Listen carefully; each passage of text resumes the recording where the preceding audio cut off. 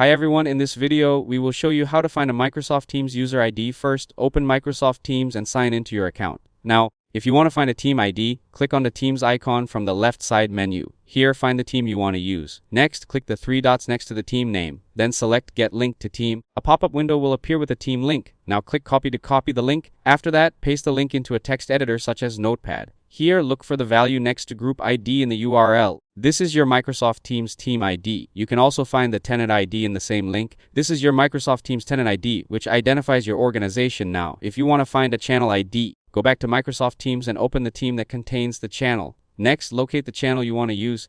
Then click the three dots next to the channel name. Here, select Get Link to Channel. A new window will appear with the channel link. Now click Copy and paste the link into a text editor.